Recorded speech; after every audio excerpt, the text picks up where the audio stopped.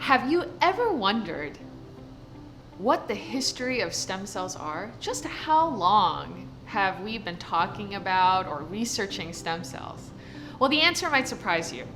After doing some research, I found out that in the 1800s, in the early 1800s, scientists would talk about, and these are just, of course they're not working with stem cells yet, but they questioned, where do cells come from? Like, they understood that cells made up the bodies, and different cells, obviously different cells made up bodies, and where did those cells originate from?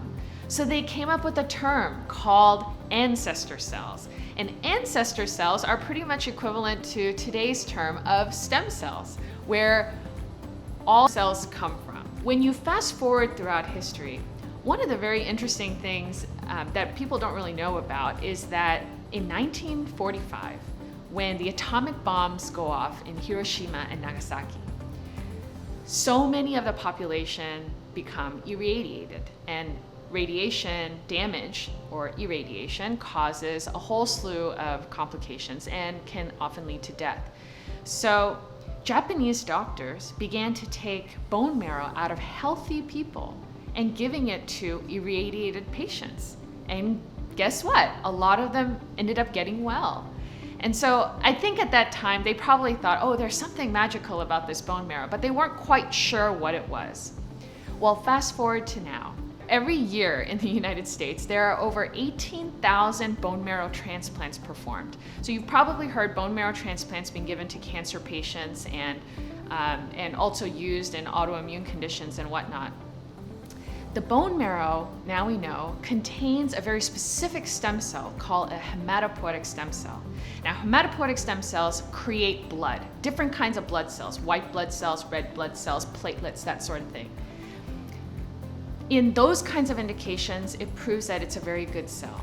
But how about all the other tissues? How about all the other conditions that we're worried about, like Alzheimer's and Parkinson's and osteoarthritis and musculoskeletal issues? Like, where do all of those cells come from? Researchers were looking for a cell that could do much more, that could do those kinds of functions, because we were interested in not just blood, but sort of other cell types.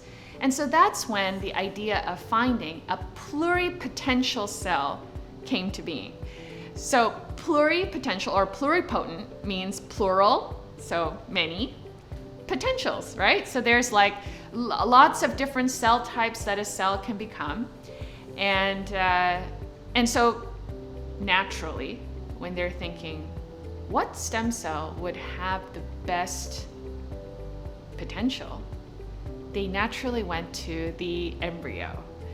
The human embryo is an incredible thing because it's life just beginning, right? And those embryonic stem cells will end up becoming an entire human being one day. So of course the potential is 100% because it could become any cell type of the body. This is why scientists were so excited about the thought of using embryonic stem cells. In 1998, a team led by James Thompson from the University of Wisconsin in Madison became the first team to actually make embryonic stem cells. They were the first successful documented case of doing that. So ever since then, the excitement for embryonic stem cells was great. At the same time, there were ethical debates. The ethical usage of embryos became sort of a political, it turned into more of a political issue, and stem cells really had a hard time sort of overcoming that negative persona, if you will. In 2001, President George W. Bush announces that he's going to cut federal funding for embryonic stem cell research. Now, he didn't cut all federal funding, but a lot of it. And till this day, there are people who believe that he really halted or did a disservice to the field of stem cells. But my opinion, as I look back on the events that have occurred, it forced scientists to look for other sources, other potential sources of cells. Could we find great stem cells, great pluripotential cells from not necessarily an embryo. Well, that leads to 2006. Dr. Yamanaka and Takahashi, they create iPS cells. And iPS cells are embryonic cells. Essentially, they can do anything an embryonic stem cell can, but they actually are derived from adult sources. So an adult source is any cell that exists in an adult body. And so you don't have to go to an embryo anymore. These kinds of advances, and by the way, they won a Nobel Prize for that. That couldn't have happened if we as a scientific community weren't challenged to find other options and other avenues to be able to get our work done. In addition, don't forget the adult stem cell world as well, which is really the world we live in. And this is what stem cell research looks like today. So fast forward all these years, look at where we are today.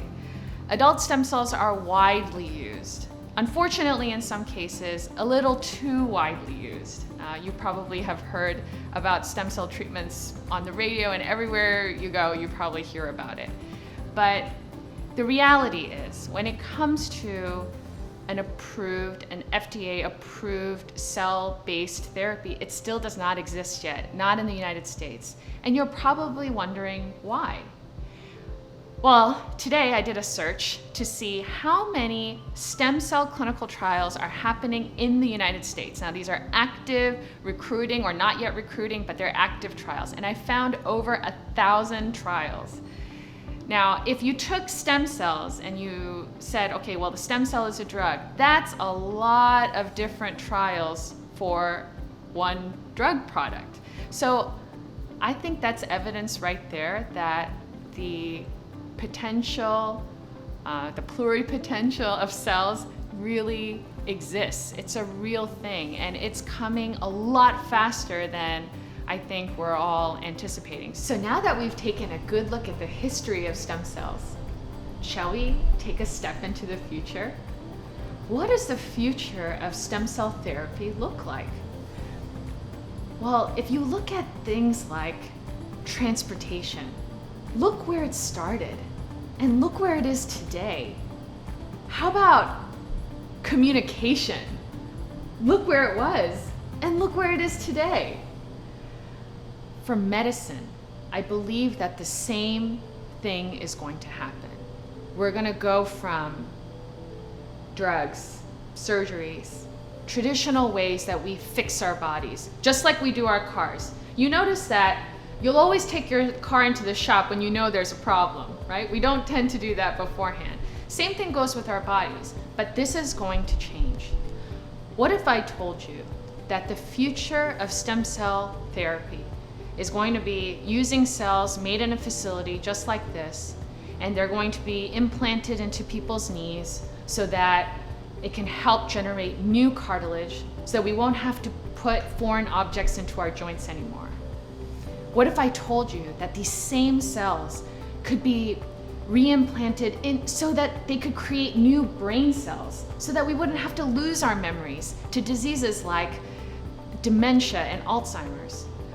What if I told you that these same cells could go into the body and reduce inflammation and all that pain for patients who are suffering from diseases like rheumatoid arthritis and psoriasis? What if I told you that these same cells could even be used one day to protect you against diseases like COVID-19? Well, what if I told you it's not the future? It just isn't. Because it's actually the reality that we're living today. All of these instances are actually being used today. The cells we make here at Hope Biosciences are used in not only these, but other clinical trials to build a body of evidence that will justify the safe and efficacious use of these cells one day. I'll tell you something really exciting. The future of our healthcare and the way we're going to treat our bodies is going to look entirely different than in our parents' generation. Sorry, Mom and Dad. But we have a bright future ahead. Being able to utilize our own stem cells to help treat and prevent the very diseases that affect us today, it's not a dream, but it's a reality that's coming.